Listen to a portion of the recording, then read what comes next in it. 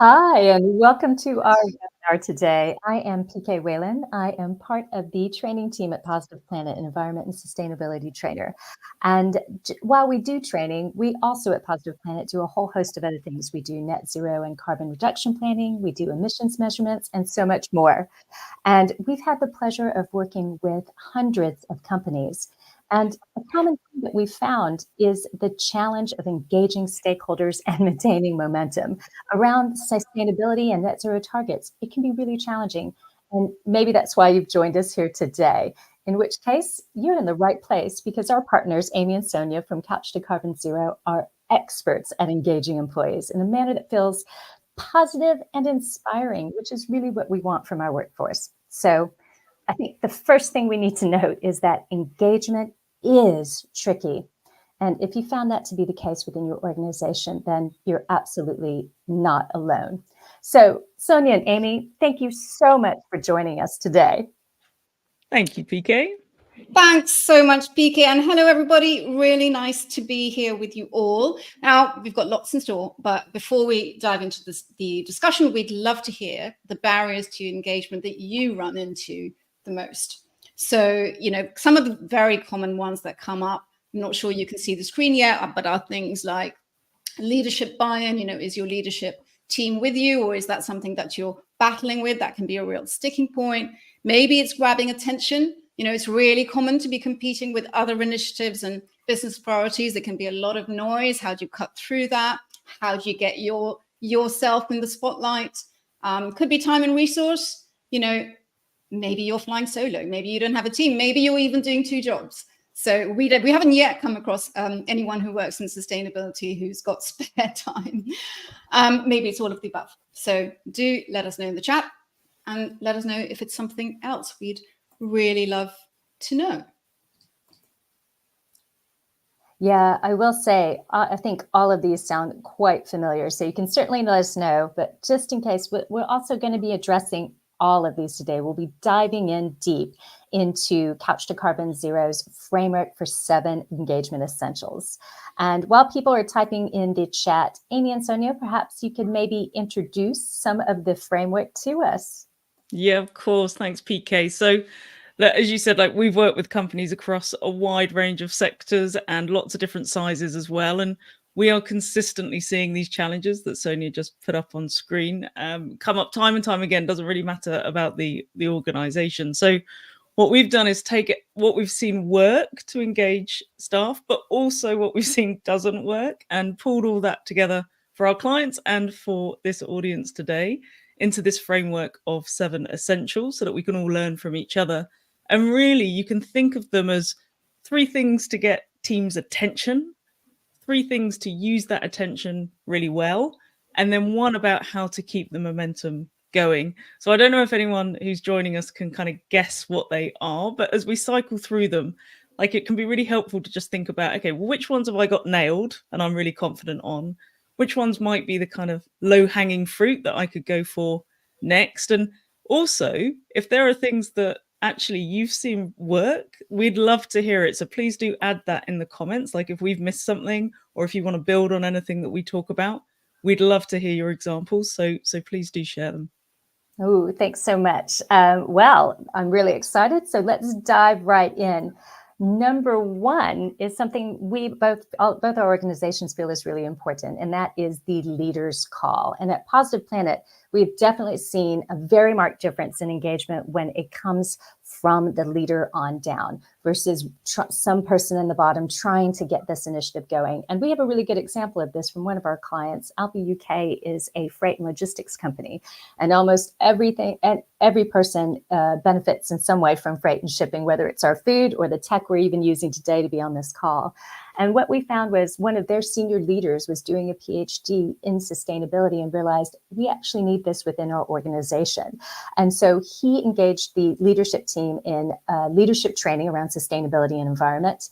And from that buy-in, it cascaded all the way down to train every single person in the company. And we found that is really effective. So Amy, what is a difference that you've seen when a leader is on board, and why is that so critical? Yeah, I mean, we would say, you don't want to pick a favorite, but if you had to pick one out of the seven, this is probably the most important. I mean, I don't know about you, but like when I used to work at KPMG back in the day, I didn't always get a chance to catch up with all the comms messages that were coming through to me. But if my leader had looked me in the eye, my boss, and said, "Look, we're going to be doing this together. We'd love for you to join in," I'd have just done it without question. I'm sure, many of us have had examples of that in our career. And we've seen this work incredibly well very recently, actually, just a week or two ago. I think it was the start of this month. We did our Climate 101 Lunch and Learn. And it's sort of a really good foundational piece for a company to do. So, of course, you want as many staff coming along as possible. So, we asked that the CEO be the person to introduce us today, and also for the invitation to that session to come from the CEO's mailbox. And what was brilliant is that we had over 400 employees join us live, which was almost 70% of the company, which was just incredible. And when he came, we'd sort of suggested that not only should this be a kind of obviously a business reason for people coming along, but as a leader, please do share your own personal story about why this matters to you as a human being living at this time in history. So he shared how he's seen literally the climate change over his lifetime. And it was a really personal, heartfelt kind of call to action, human to human versus just, boss to staff member. And it was fantastic. We had brilliant engagement throughout the session, including at the end, staff suggesting their own ideas, like, for example, catching trains to events. They're an event company, to Europe instead of flying, which is something that the head of sustainability have been trying to get, buy into for years. And just by having everyone together and feeling inspired due to that leaders call, that happened. And of course, it doesn't just have to be like the CEO. There's lots of leaders, whether it's in your title or not, in an organization. So getting anyone that other staff look up to and are seen as a person of influence involved is just huge in terms of the power that can have. Oh, I really appreciate that, Amy. And Shay O'Donnell has commented that it's almost always the challenge they have, the leaders call, getting leadership on board. So that was a perfect example of illustrating when it happens with the leadership, how effective it can be. And now we know that having the leader be part of it is just an element of it, but how that leader communicates can make a big, big difference. And that leads us really nicely on to number 2, which is brilliant comms. So, we use LinkedIn, we use Slack, we use Team, we use WhatsApp, across the world, everyone has a host of things that they have to communicate through. And I personally feel that can be very noisy. And I think most of our listeners here today would as well. But, there are better ways to communicate. So, Sonia, what are some brilliant and effective comms, and what do they look like? So the first thing with any communication, whether that's personal or company, is who you're talking to.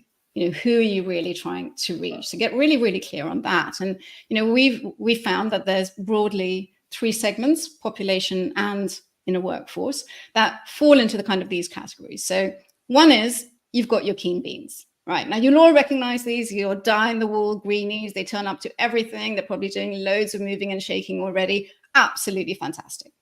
On the other end of the spectrum, you've got your not quite deniers, but they're the harder to reach stalwarts. So they're the ones who kind of feel, well, it's not my job. I mean, it's your job. You're the sustainability person, and shouldn't the government be sorting it out anyway? So that's where they sit. And then you've got the movable middle. And this is the bunch that we're really after.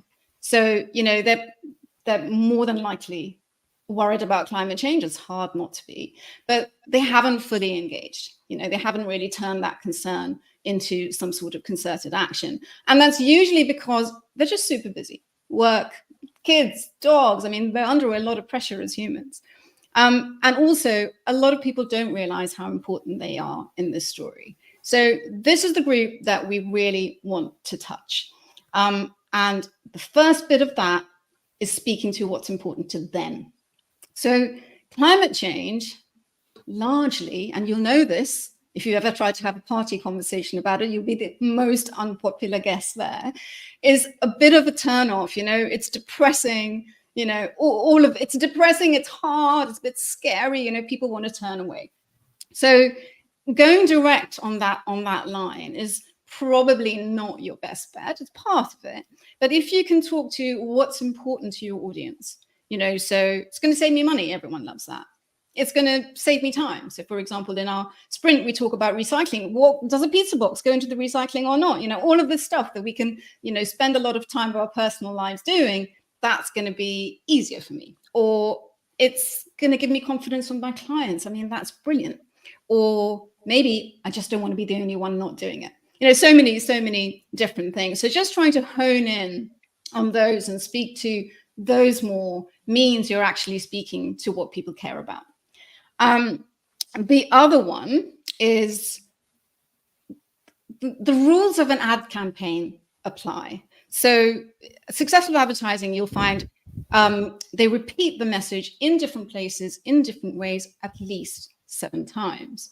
So really, it's the same thing. You want to go everywhere, everything, pretty much all at once. So, if you put an announcement out in just one newsletter or one of your emails, it's, as AIM said, actually, it's going to fly under radar. It's probably going to be missed. So how can you put your message, talking about what you're about to do, in lots of different places in a way that feels compelling and attractive, actually? So, for example, with our clients, we create a comms kit, which is, first of all, it's really bright and colorful, kind of different from climate change colors, which are red and black.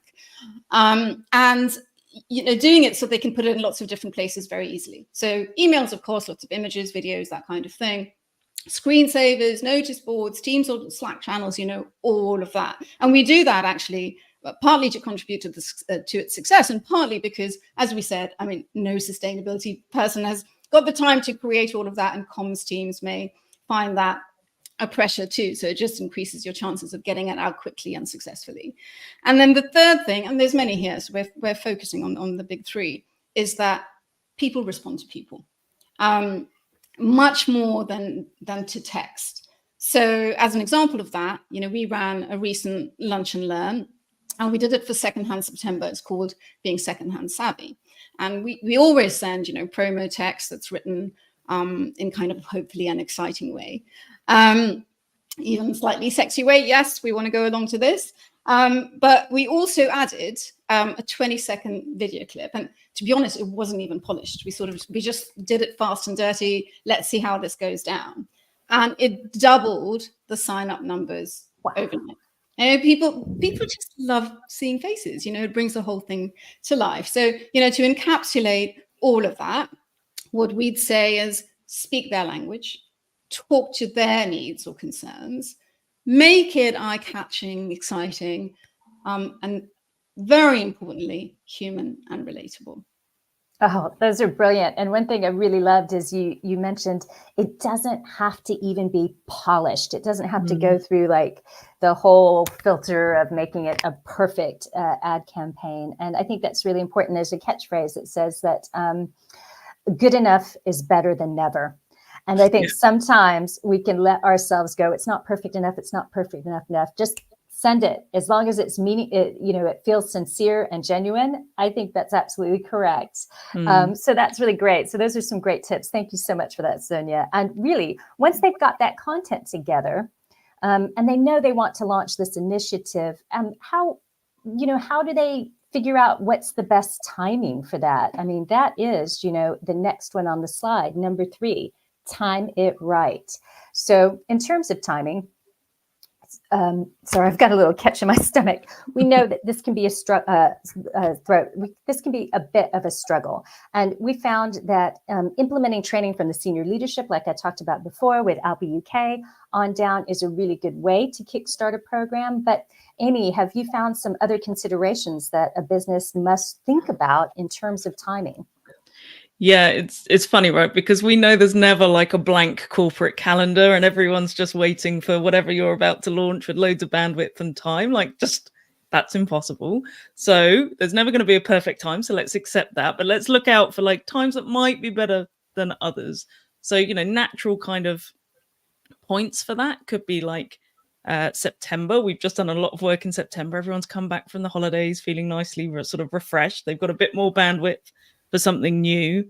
January is another one upcoming where typically we get a lot of client work then, because we've got sort of the new year, new me vibes, and everyone's open to a bit of behavior change, which is fantastic. But then you'll have things like, oh, there's a strategy launch, or there's a key milestone in delivering your strategy that you want to celebrate. And that's a great time to do something engaging and interactive and getting everybody excited about that and celebrating that. And then, of course, you've got the key environmental dates like, World Environment Day, Earth Day, those sorts of things. But just to share an example of something that perhaps didn't work so well with one of our clients, they wanted to run our 10-day sprint, which is something that we've got, which requires just like 5 minutes a day over 10 days. But of course, a lot of time and effort goes into that to try and engage the whole workforce. It's a big kind of energizing moment. But they wanted to do it due to sort of budget deadlines before Christmas, and they wanted to run it in December. And that's not normally a time where we'd suggest doing anything other than say, oh, Christmas lunch and learn. We're like, okay, I'm not sure this is the best time. And they'd also said, oh, well, actually, a lot of our staff are going to be out running a conference. And we're like, okay, this isn't looking great. But we threw everything at it because they wanted to go ahead because of these financial reasons. And they had a great CEO who did a brilliant kind of launch. So we got reasonable engagement. But in the debrief afterwards, we said, okay, anything you'd change if you were to do it again? And they said, yeah, you were right. We should have pushed it to January if we could have done. So I think, there's never going to be perfect times, but sometimes, when we're all shattered at the end of the year, maybe doing a big program or initiative is not the best idea. And, go for that January. It's only delays by a month, but you'll have so much more impact. Yeah, and it feels like that's really critical, that timing. It feels like January would have been better for a host of other reasons. Yeah. But yeah, all right. So let's say they've got that leaders call, they've got the brilliant comms, and they've got the time is right. Those three essentials to grab employees' attention. What about giving it some context as well?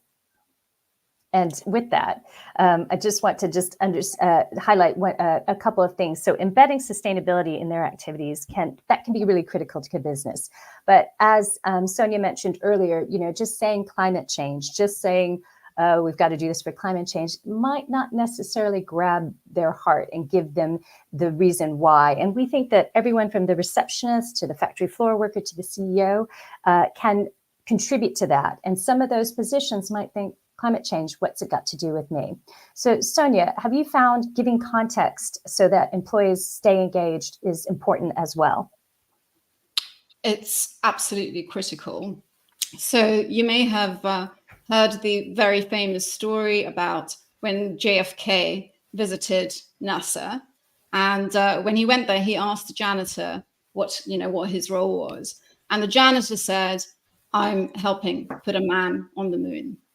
And it's just such a wonderful story because, it speaks to that whole thing of, when people can personally make a difference, when they can see that they're connected to something bigger than themselves, then it's truly motivational and meaningful.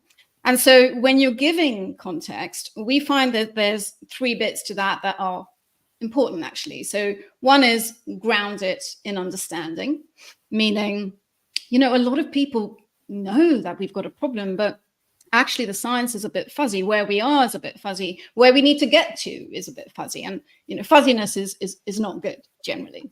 The second is know what the company's doing.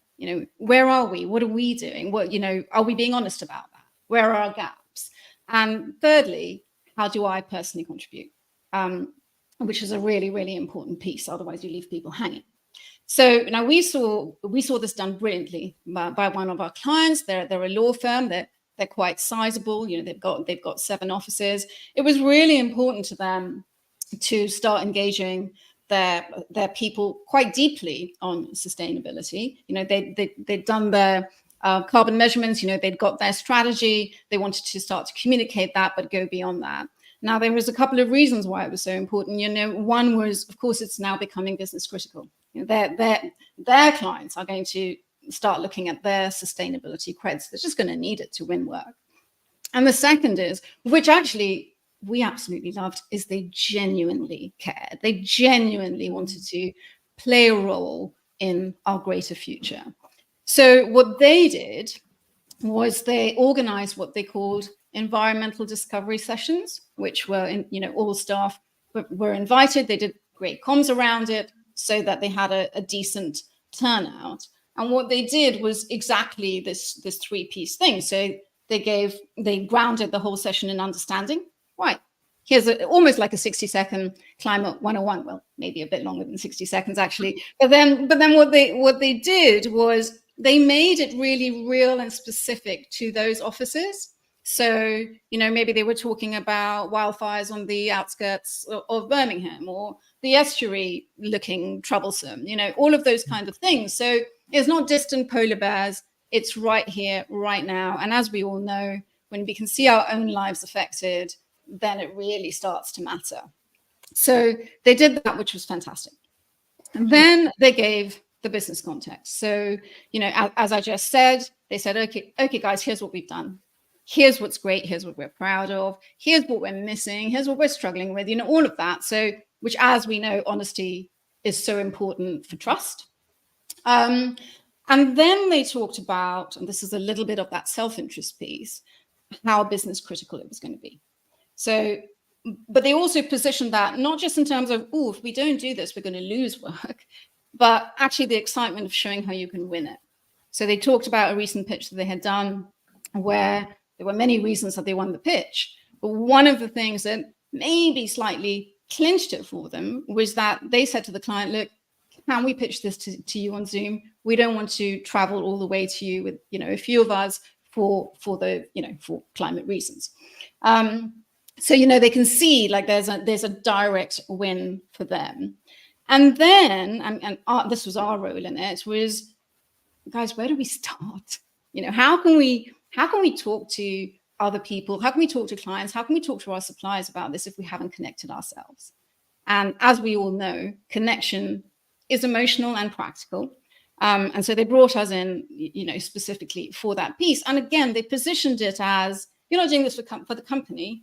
This is for you. So we absolutely loved it. And it was a really, really successful engagement. So we're pleased about that one.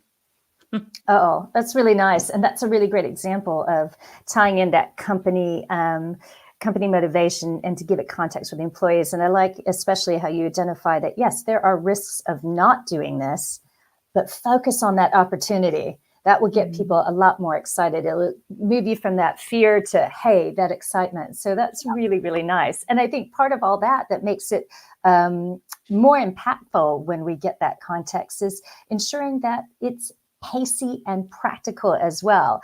And reducing that friction to make a difficult task much easier. And we have a great example from one of our clients, Smart Energy, where they actually started. They do recycling anyway, but sometimes I think recycling can be quite confusing. I've been to major city libraries where I walk up and I don't know where to put my paper plate or my napkin. And I think this is a library. But that was really disappointing to me. And I'm an adult. How could a child be able to decipher where they're supposed to recycle stuff? But Smart Energy did a fantastic thing. It is so easy to know what plastic goes where the glass goes. They've got great imagery. And they've laid out their kitchen perfectly well, but they also compost food. And everything that they waste gets weighed, even the food waste gets weighed every single night. So at the end of the year, they have all of that real data to put into their reporting, which gets their, it's just an easy and practical way that is fast. Somebody can walk into the kitchen. I was a complete stranger. I could walk into their kitchen and go, I know exactly where every bit of recycling goes, including my food. So in terms of that, Amy, are there other ways that organizations can make things easier and, more practical to implement? Yeah, 100%. And I think just as you've described, really, it's like we will all have heard of this, but like, how do you make the default option the green one? Like, how can you just make it so easy? It's almost harder to to do the thing that's not sustainable.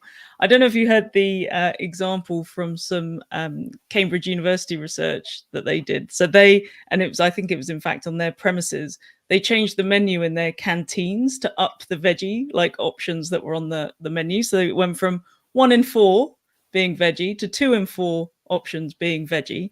And that increased plant-based purchases by 40 to 80%, which is huge. And you still had like meat options, fish options, etc. on the menu. You just increased it, and that was the result, which is just amazing. And of course, you've got things like, we're seeing more and more clients, banish single-use plastic cups and replacing it, with crockery and that kind of thing, or taking away individual waste bins. So it's just that bit harder, and you've got to go, and it's like, okay, fine. Now you know where you can put your recycling and this and that. So it's like, what can you do structurally to sort of change things? But I mean, we really focus on this, like busy people are our sweet spot. So it's our kind of driving focus all the time, because as Sonia said at the start, we've got such busy lives now with everything we're trying to juggle, and we have these really good intentions, but these never ending to-do lists just keep going on and on. So it's like, how can you get people, when you've got their attention, when they're bought in, that they can make an action like in the moment that's the right kind of thing to do? So as an example, like in our 10-day sprint, I said it was just 5 minutes a day on the videos. So we explain on the video, okay, look, this is the issue, whether it's banking or clothing or gadgets or whatever. And then we say, this is how we can make a difference. And then practically, okay, this is what you can now do. And every video comes with like a cheat sheet or step-by-step guides or links.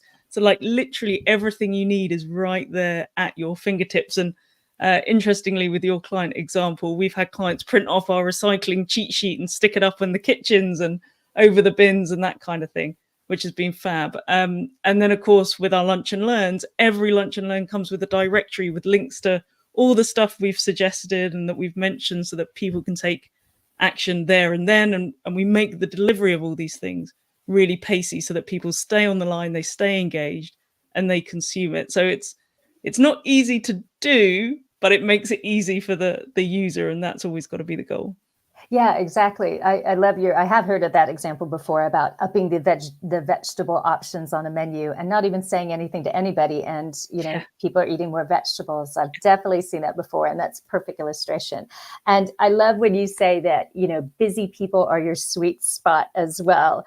And I think another sweet spot that helps drive behavior change and habits is something really critical, which is making it social. And I'll give you a really good example of this. And that is, when was the last time, hopefully it wasn't recently, that any of us walked into a meeting room, a board meeting, or I attended an event where there were just single-use plastic bottles laid out for, that was your water source. I mean, now when I walk into a meeting or I go to a training event or an expo or networking event, it's pitchers of water and it's, washable glassware that can be reused, or it's refillable water stations at a university or an event site. It is just not socially acceptable or the social norm any longer to be using single-use plastic bottles. So Sonia, what is something else that is, what are some other things, and why is making social norms so important to driving behavior change? Well, I mean, we're social beings, we're social animals, actually. I mean, to that point, plastic bottles, BK, you may have seen that, I don't know whether you caught that clip where Ronaldo was at a pre-match conference, and they were, I mean, this is not just speaking to plastic, it's also speaking to what we consume, but they were 2 bottles of Coke in front of him because Coke were a major sponsor. And of course, he's a total health freak, as we know, and one of the most fittest people on the planet with a huge following.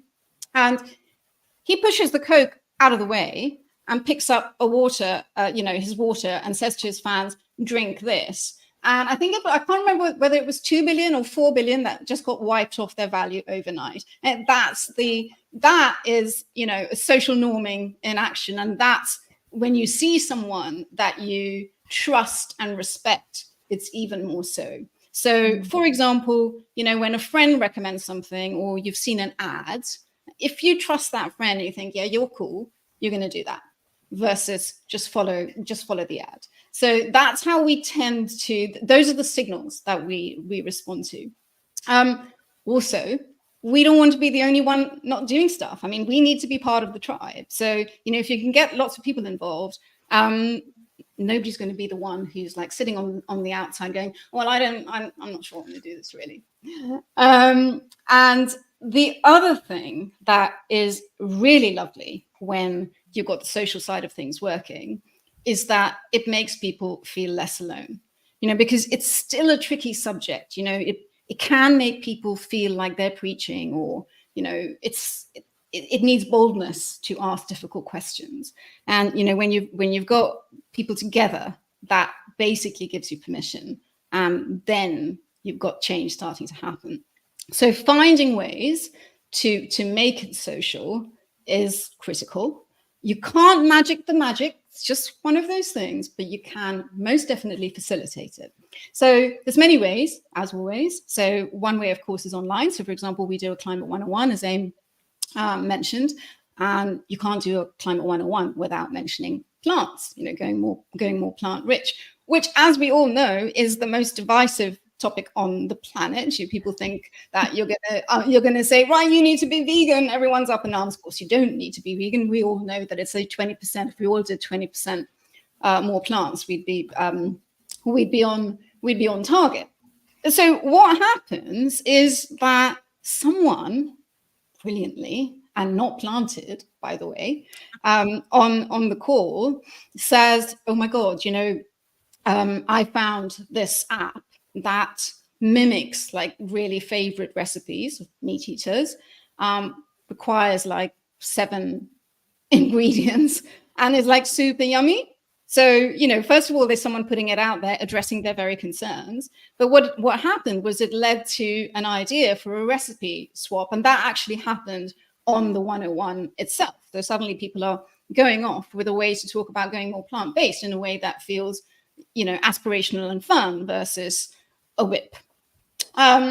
So that's one. The other way, of course, is to make it real. So as humans, that is the most brilliant way we can interact. And so we've had clients, again, do this fantastically. So we just ran a lunch and learn for Secondhand September, which is basically helping people make very surprising secondhand purchases. But what they did was they set up an office online shop, which they've just launched, where people can put the stuff that their employees put the stuff that they don't want, and they can either buy it off each other or put it on there for free or whatever. So it makes it really real and touchable and interactive and fun. There's that fun thing again. They also did this thing on cocktails. So they said to everyone, right, everybody, bring in like your slightly dodgy herbs from the fridge, and bring in your like limes, things that you're going, food waste that would otherwise go into the bin. And they did a class on making cocktails with leftovers. So it's just a fantastic way to communicate food waste, which, as we know, is so important, but in a way that was, again, fun, brought people together in a really nice way. And then, of course, there's good old competition. For some reason, I mean, human beings are very competitive. So, doing things that maybe pit teams against each other, absolutely nothing like it, because you've got teams coming together to then compete for something, but again, with a common goal. So we just finished some work with a client, and they're now doing this kind of challenge, which is called Switch Off to Save. And it's between their multiple offices, and basically the office who has made the most difference from their initial starting number and who actually reaches 0 monitors left on. So the whole idea is switch off your monitors, guys, when you leave. They're going to receive a prize. And so there's a lot of interaction around that. So yeah, many, many ways to make it sociable. They'll all apply differently to your organization. They'll maybe apply differently to the resources you have, to the culture you have, but like finding ways to tap into that. And it's only going to pay off for you.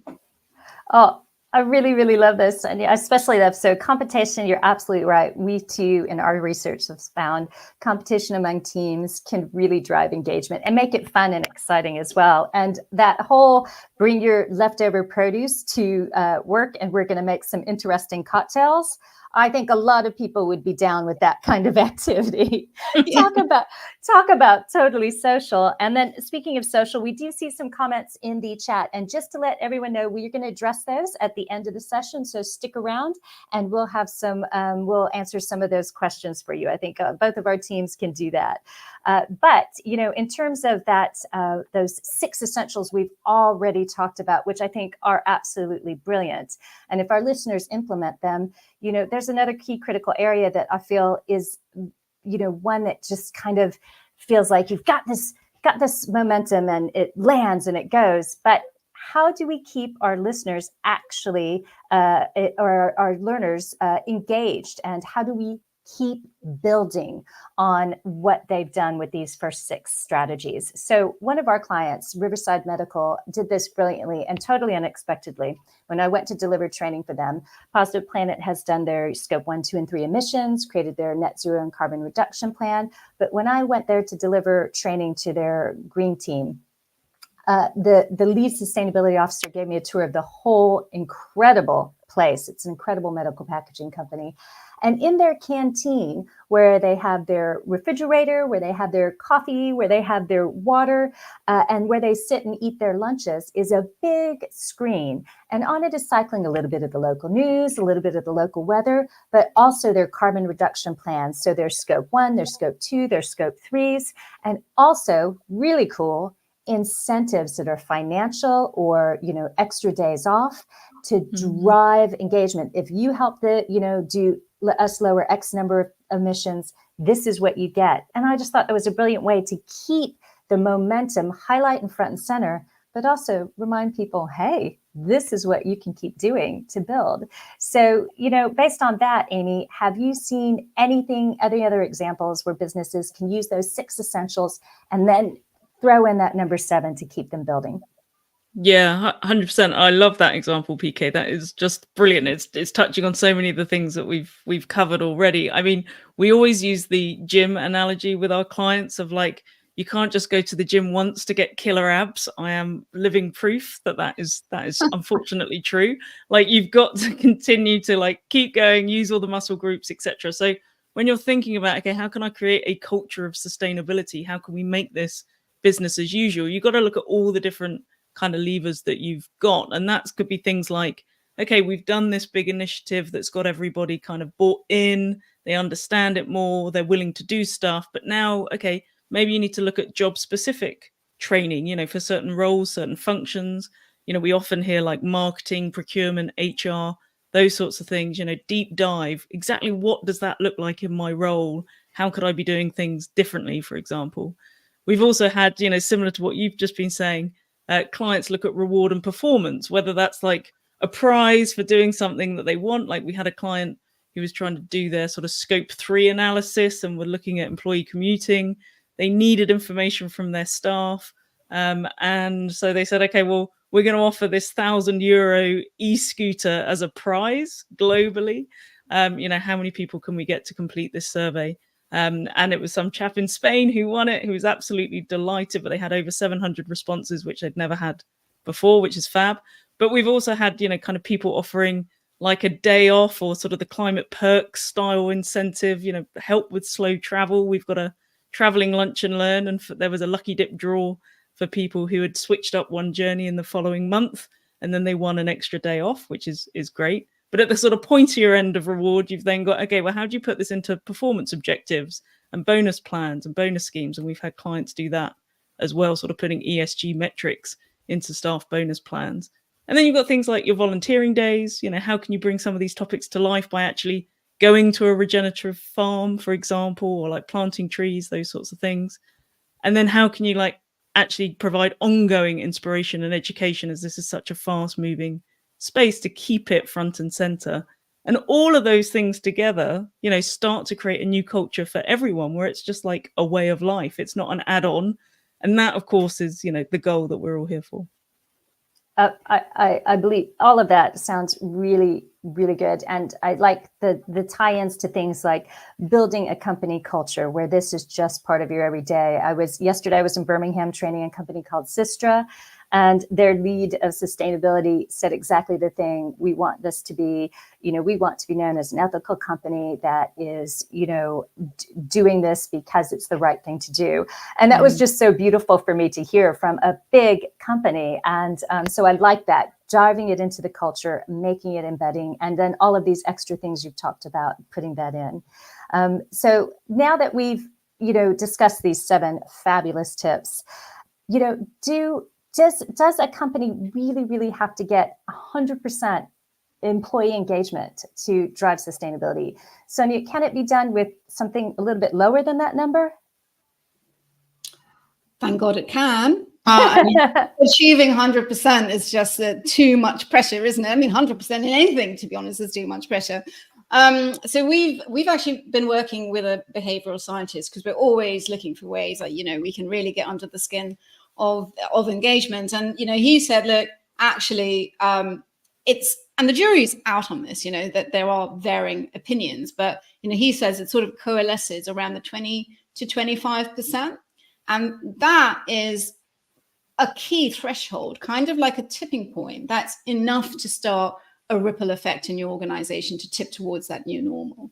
So we actually saw that kind of a bit live in action the other day. So we were running a lunch and learn, and we had someone on the chat going, hey guys, you need to come along to this. So she thought she was on Slack, but she'd put it in the lunch and learn thing. So, you've got your keen beanies, quite a keen beans on that call along with some other people, and they are going, hey guys, come along to this. And so you can start to see that ripple starts to get out of that chamber and much, much beyond. So, I think keeping this defined, as in it always helps to have a target versus, okay, what's this nebulous thing that we're dealing with, can be like a huge comfort, but also just feels so much more achievable. So I hope that is encouraging, to everyone listening. Maybe you've hit that already, in which case, fabulous work. So in the summary, maybe even listening to all of these engagement essentials has felt overwhelming. I don't know, maybe it feels great, but maybe it feels like, oh my God, I've got to do all of these things. So just focus in on what's in front of you. As Aim said at the start, you may have nailed some already, fantastic. There might be some low-hanging fruit that you haven't quite tapped into it. Go for that. Look for maybe anything key that's missing, and know that whatever you do, because it's all a dynamic system, will have a knock-on effect. So start with what's in front of you. Oh, I think that's fantastic. And all I can say is, phew, what a relief that you don't need 100%. You can get by with 20 or 25%. I really appreciate that. We will answer your questions in just a moment that we're seeing in the chat. I just do want to let people know, for those who do have to leave, we will certainly stick around for a few more minutes. For those who have to leave, there you can, if you want to learn more about what Couch to Carbon does, their services and their offerings, the same with Positive Planet, you can just contact us. There's our contact information. You can scan the QR code to download the 7 essential strategies to engage and inspire your team on sustainability. And, you can certainly, if there's anything you've heard today that you really, really highlighted to you, or you thought, yeah, actually, we could put that into our organization, put it in the chat. We'd love to hear you, but certainly reach out to us anytime. And, to our listeners, thank you for joining us today. We've really enjoyed it. But if we can stick around, Amy and Sonia, can you stick around a bit to answer some questions? Let me just go through these really, really quickly. I see Shona's asked a lot of questions about networking. I'm going to put that in last, Shona, and address some other questions first, but we will come back to that.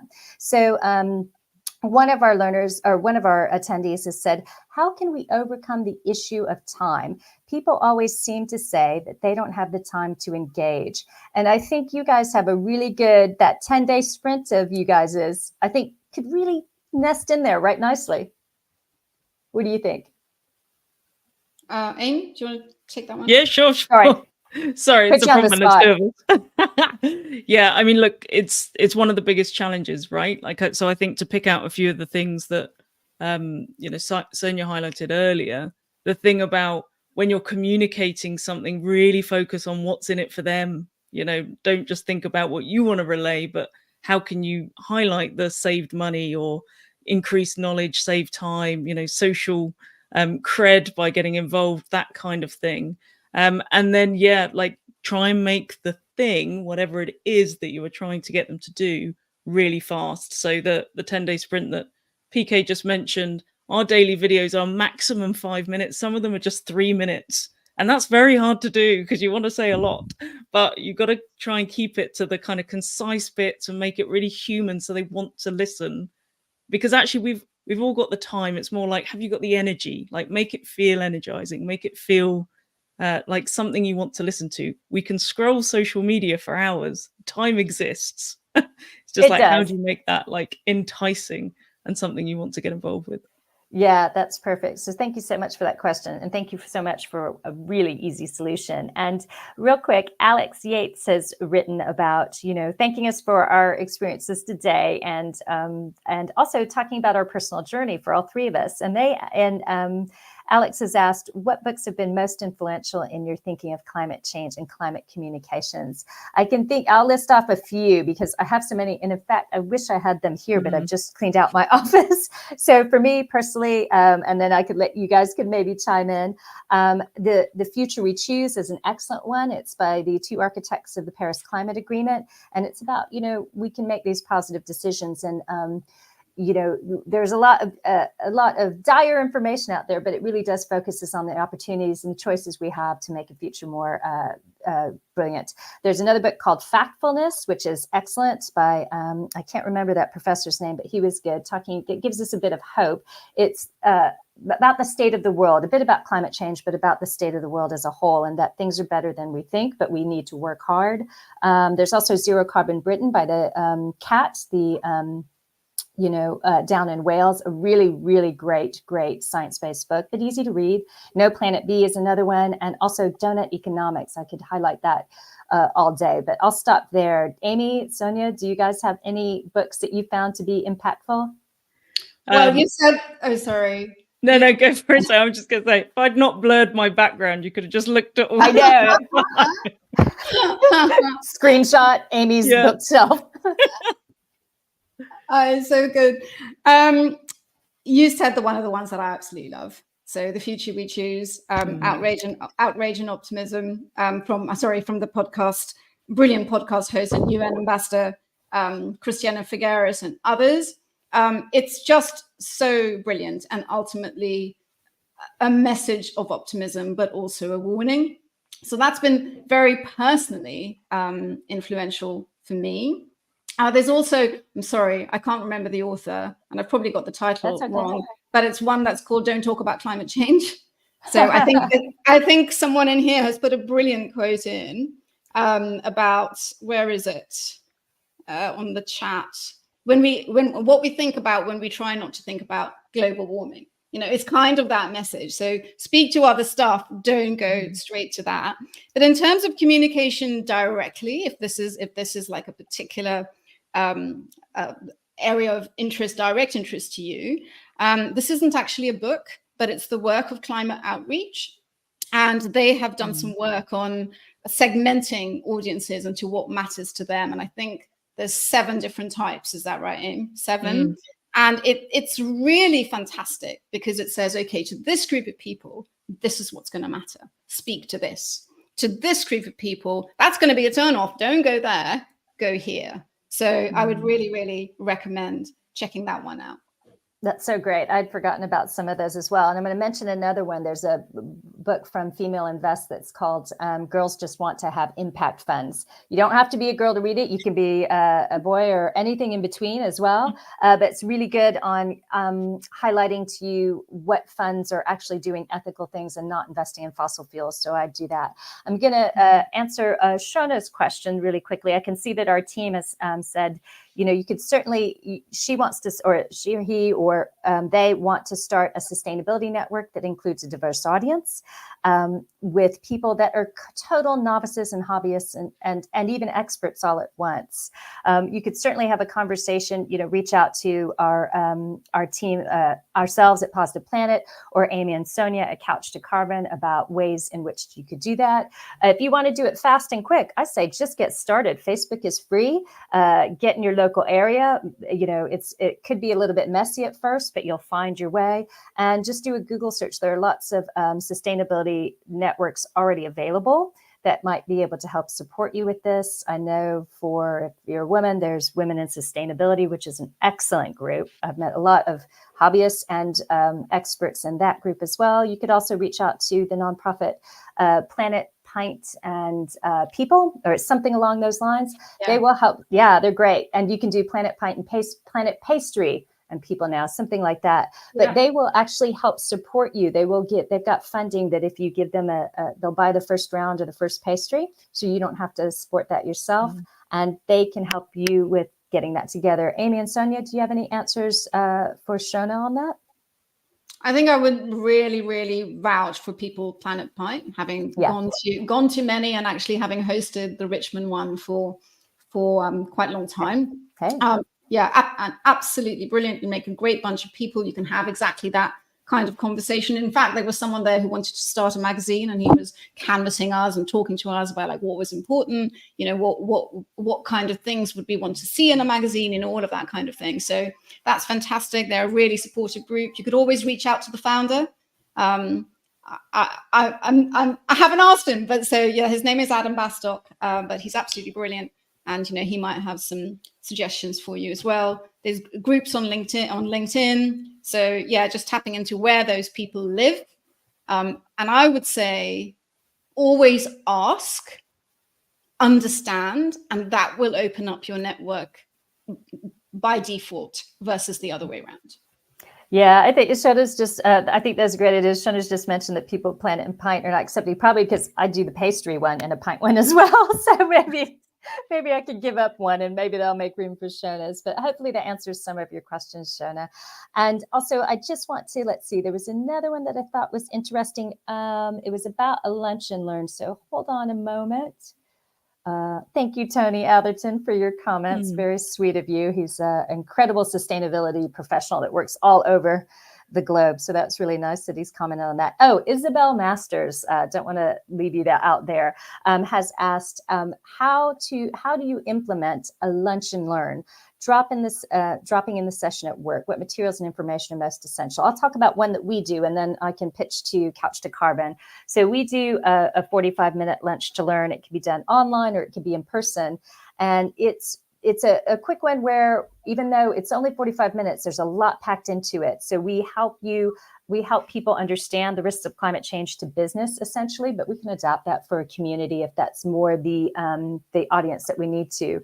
And then within that, we have 2 interactive exercises so participants can learn can assess their readiness, essentially, for the things coming down the road. So ensuring that they are going to be resilient to the impacts. And that can be everything from regulation to what we know in the climate risk assessments for flood zones, fires, etc., around the globe. So that's a 45-minute lunch and learn that we do. And we've delivered that to the University of Chester. We're delivering it at a Climate Expo tomorrow, and I'm delivering it in London to another group of people. So it's pretty good. So how about you guys, Amy and Sonia? What have you got for your lunch and learn? Yeah, I mean, so we've got 5 different ones. I suppose, Isabel, it depends on the topic and what you're hoping to kind of cover in that session. So we've mentioned some of them today. We've got the Climate 101, and then we've got the kind of spotlights on different things, saving money or going secondhand savvy, traveling light, how to have a non-Grinch festive season, all sorts. And really, I suppose the common theme for all of them is that we want to make sure, one, that it's like super interactive. It's not just like someone talking at people. We basically try and ensure there are never any bullet points on our slides. It's very visual. It's very kind of, I suppose, hopefully engaging, entertaining to watch and be part of. It's not just lots of information kind of being thrown at you. And really asking lots of questions, and trying to find out who's in the room, how do they feel? As Sonia just said, ask and try to understand versus just tell. And then the final thing for us is, we can't bear just information sessions. It's like, okay, there's got to be action, or there's got to be something that's going to really help you take that next step. Like the framework that we've done today, you've got that, you can use that.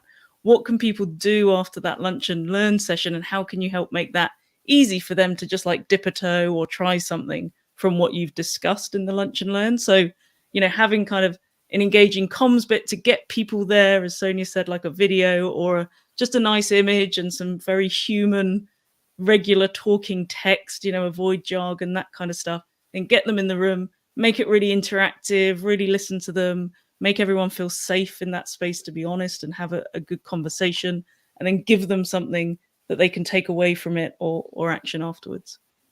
I like that. That's really nice. It's almost like we have two different approaches, and it's whichever model fits that particular audience. So that's really helpful. Thank you so much.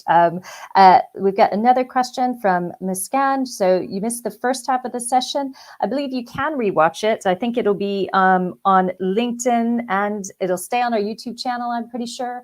I think it'll also be on our LinkedIn Positive Planet page where all our videos are listed. So you can catch that first half, which is really valuable as well on there. But it looks like that's all the questions that we have.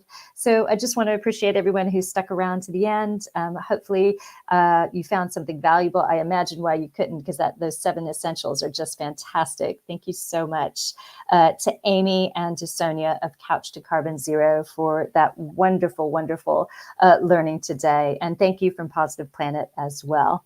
Thanks, everyone. Thank you for having us, Thank PK. you. Thanks, everybody, for coming along. Thanks, everyone. Thank you, PK.